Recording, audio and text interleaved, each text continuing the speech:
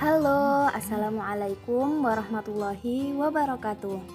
Perkenalkan, kami dari kelompok 7 yang beranggotakan Kusnul Hatimah dan Zulfa Desi Ramadhani akan mempraktekkan video micro teaching mata pembelajaran IPS. Yuk disimak videonya. Assalamualaikum warahmatullahi wabarakatuh. Waalaikumsalam warahmatullahi wabarakatuh. Selamat pagi anak-anak. Selamat pagi Bu. Bagaimana kabarnya hari ini? Alhamdulillah baik. Sebelum memulai pelajaran, alangkah baiknya kita untuk berdoa terlebih dahulu. Berdoa dimulai.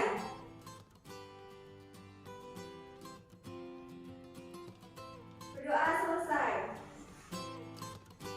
Baiklah, Ibu akan melakukan presensi terlebih dahulu. Bagi yang namanya dipanggil, silakan angkat tangan dan bilang hadir ya. Adit Yoga, Amrul Lukmana, Anita, Davina Kalika, Lili Nur, Rika Ardianti. Oke, terima kasih. Untuk menambah semangat dalam pelaksanaan pembelajaran hari ini, marilah kita menyanyikan yel-yel terlebih dahulu. Masih ingat kan dengan yel-yel kita? Masih. Oke, tepuk IPS. IPS. Kasih. Oke, terima kasih. Jadi pada pembelajaran hari ini kita akan membahas mengenai perlawanan masyarakat Indonesia menghadapi sistem monopoli bangsa Barat. Sebelumnya, pada masa lalu itu masyarakat Indonesia telah dijajah oleh bangsa Barat. Kita sebagai pelajar tentunya harus meneladani sikap dari para pahlawan. Sikap tersebut bisa diimplementasikan dengan cara rajin belajar, mengerjakan tugas tepat waktu, menaati tata tertib, dan cinta tanah air. Oke, jadi pada minggu lalu kita telah membahas materi mengenai kebijakan bangsa Barat yang mengakibatkan masyarakat menderita. Kebijakan tersebut ada 4. Ada yang masih ingat? Oh iya benar. Ya, satu lagi ya benar sekali. Pada pembelajaran hari ini, untuk membuat suasana kondusif, pada hitungan ketiga silakan tangannya diletakkan di atas meja. 1, 2, 3. Ya, terima kasih. Pada pembelajaran hari ini ada 5 IPK yang akan kita capai. Yang pertama, menganalisis bentuk perlawanan dalam bidang monopoli yang dilakukan bangsa Indonesia untuk menghadapi penjajah. Yang kedua, menganalisis tokoh yang melakukan perlawanan. Yang ketiga, menganalisis kerajaan yang melakukan perlawanan terhadap penjajah dalam bidang monopoli. Yang keempat, menganalisis pengaruh sistem monopoli yang diterapkan oleh bangsa Barat. Dan yang kelima, menyajikan hasil analisis dalam bentuk infografis mengenai pengaruh sistem monopoli yang diterapkan oleh bangsa Barat. Nah, untuk lebih memahami materi pada hari ini, marilah kita lihat video terlebih dahulu. Sebentar ya.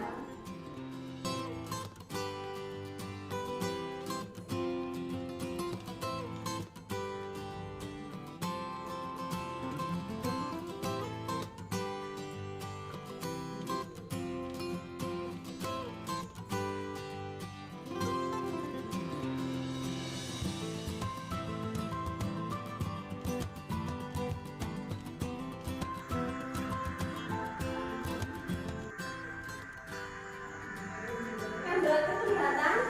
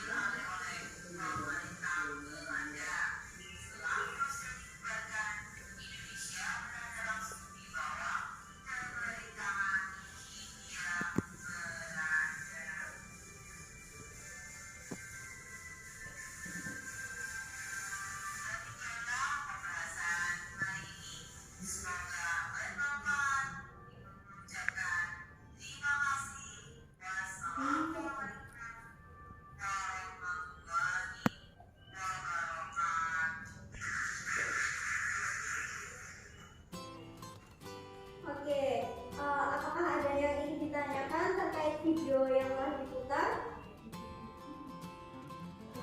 Jika tidak ada, maka ibu yang akan bertanya. Setelah melihat tayangan video tersebut, apakah yang kalian pahami? Perlawanan terhadap persekutuan negara dilakukan oleh Ustaz Abdullah Terkandang juga bukan saudi dan hukum. Ya, benar sekali Mas Amrul. Jadi perlawanan yang dilakukan oleh masyarakat Indonesia itu ada 4. Yang pertama oleh Sultan Ba'abullah dari Kerajaan Ternate. Yang kedua ada Sultan Iskandar Muda dari Aceh, dan yang ketiga Sultan Hasanuddin dari Kerajaan Goa, dan yang keempat ada Sultan Agung dari Mataram. Selanjutnya ibu akan menjelaskan mengenai tokoh-tokoh dan kerajaan yang melakukan perlawanan terhadap bangsa Barat dalam bidang monopoli. Jadi yang pertama ada Sultan Ba'abullah. Awal mula terjadinya perlawanan ini karena pada tahun 1529 terjadi perang antara Tidore dan Portugis. Tidore ini akan mengangkut rempah-rempah, namun kapalnya diserang oleh Portugis. Akhirnya Tidore tidak terima dan melakukan perlawanan terhadap Portugis. Namun Portugis memanfaatkan hal ini dengan cara mengadu domba Tidore dan Ternate.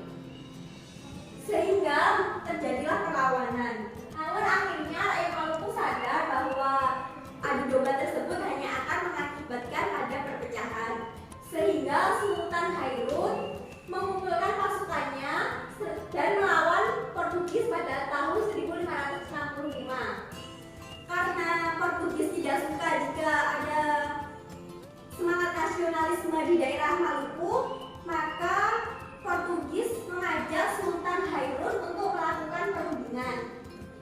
Di tengah-tengah perundingan, Sultan Hairun diculik dan dibunuh oleh Portugis.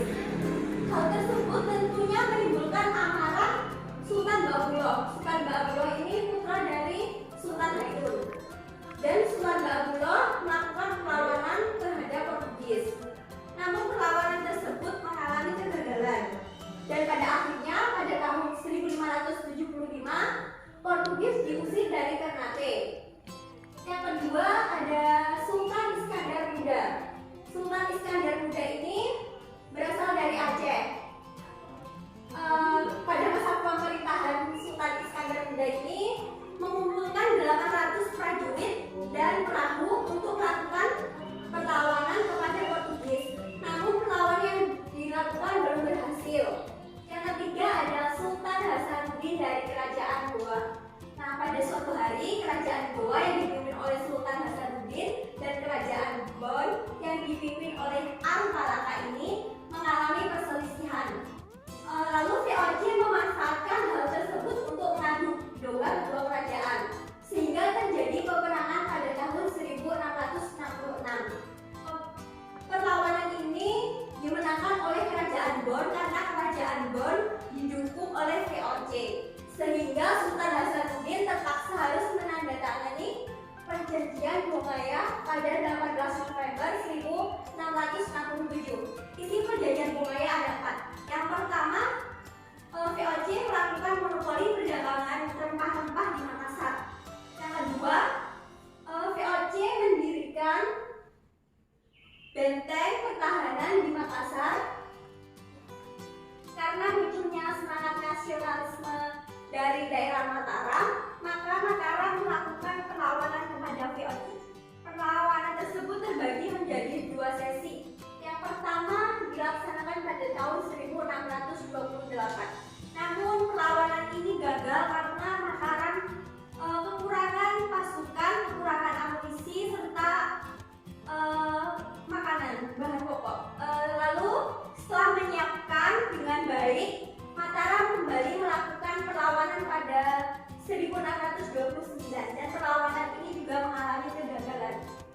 Dan pada akhirnya pada tahun 1799 VOC bangkrut dan bubar. Lalu seluruh kekayaan dan utang-utangnya diambil alih oleh pemerintah Indonesia.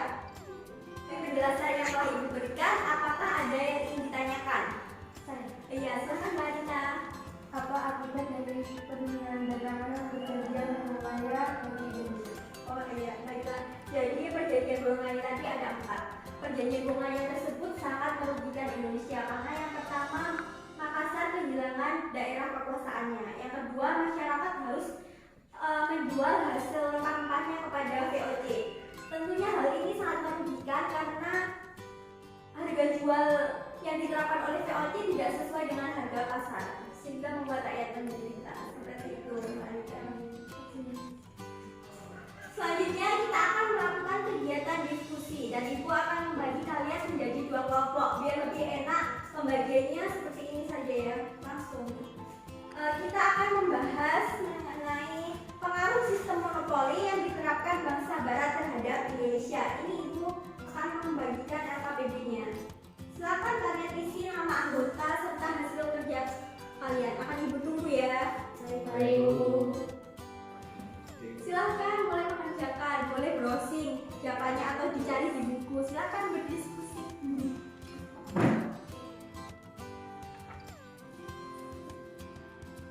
Ditulis dulu nama anggotanya. Silakan ditulis nama anggotanya dan diskusikan ya jawabannya.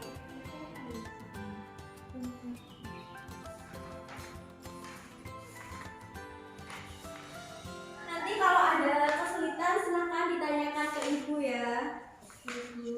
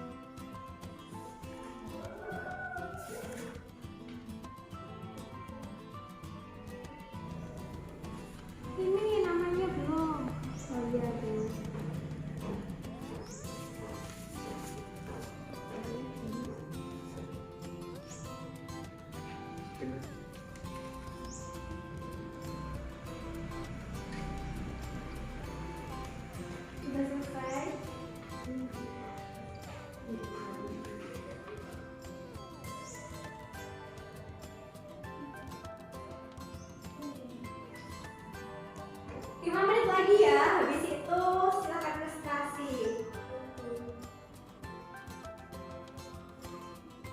Oke anak-anak, sebelum melakukan presentasi, Ibu akan menyampaikan sistem penilaiannya terlebih dahulu. Jadi pada presentasi ini Ibu akan mengambil 4 poin penilaian. Yang pertama, penulisan materi. Yang kedua, kemampuan presentasi. Yang ketiga, sistematika presentasi. Dan yang keempat, penggunaan bahasa yang baik dan benar. Dari masing-masing kriteria tersebut ada rentang skor dari 1 sampai 4. Oke anak-anak, karena waktunya sudah habis, apakah pekerjaan kalian sudah selesai? Sudah. Oke, siapa yang ingin mempresentasikan hasil kerjanya?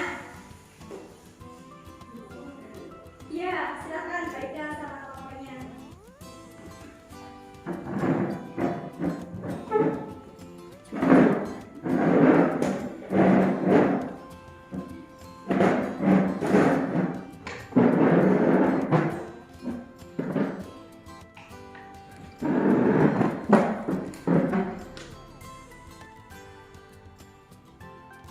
Assalamualaikum warahmatullahi wabarakatuh. Waalaikumsalam warahmatullahi wabarakatuh. Kami dari kelompok 1, saya Rita Adjani Sandiranadi. Dan saya Ampun Mana. Dan saya Lili Nursiati.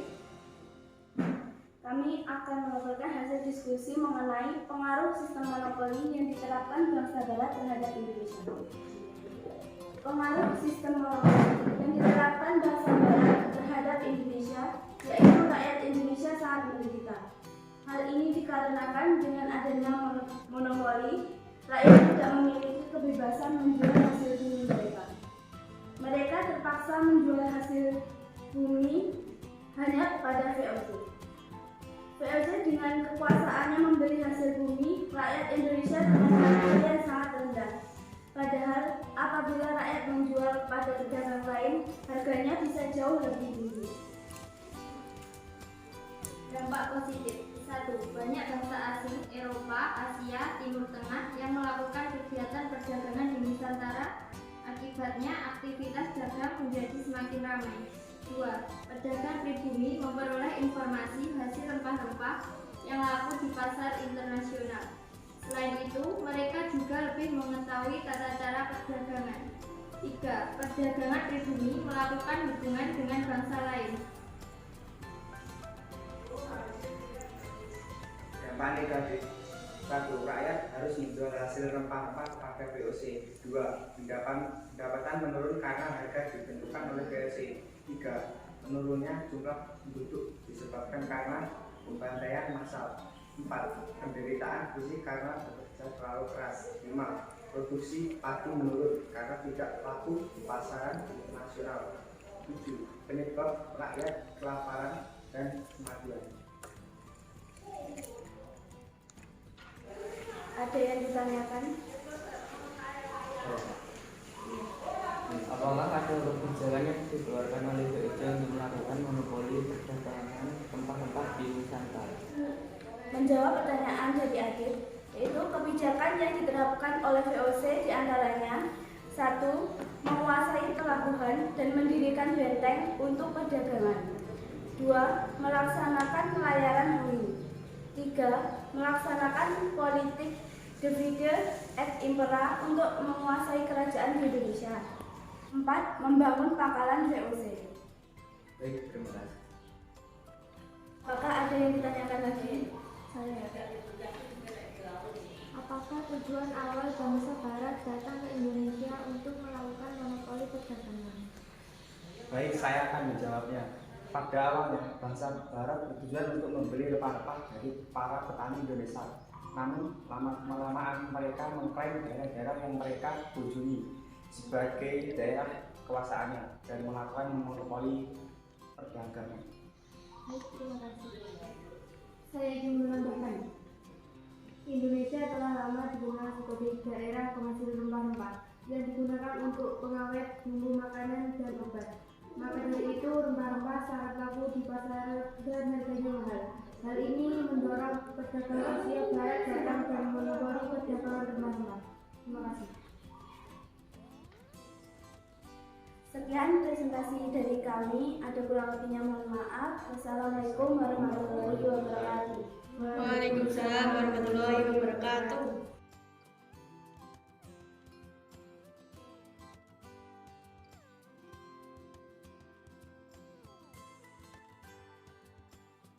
Jadi hari ini kita telah melakukan pembelajaran mengenai perlawanan masyarakat Indonesia menghadapi sistem monopoli bangsa Barat.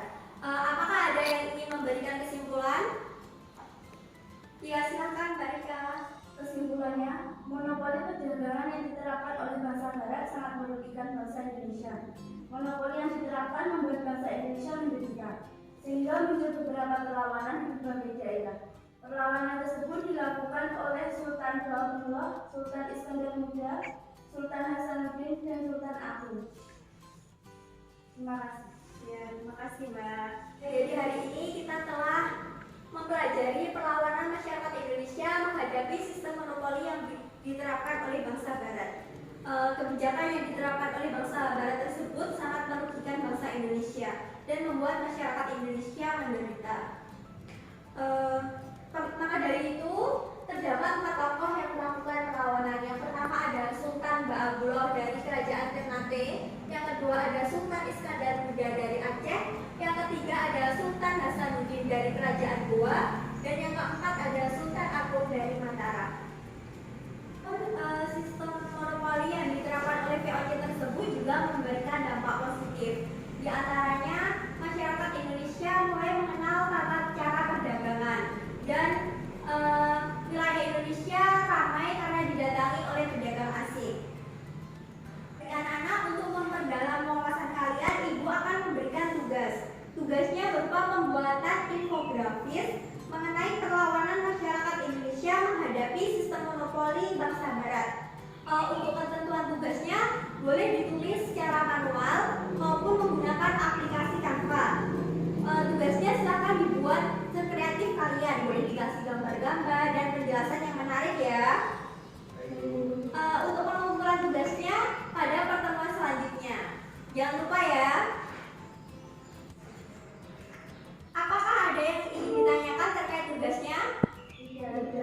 Sudah jelas ya? Oke, selanjutnya untuk materi pertemuan selanjutnya silakan dipelajari pada buku paket halaman 234 mengenai latar belakang munculnya nasionalisme di Indonesia. Baiklah, sebelum mengakhiri pembelajaran hari ini, marilah kita berdoa. Berdoa mulai.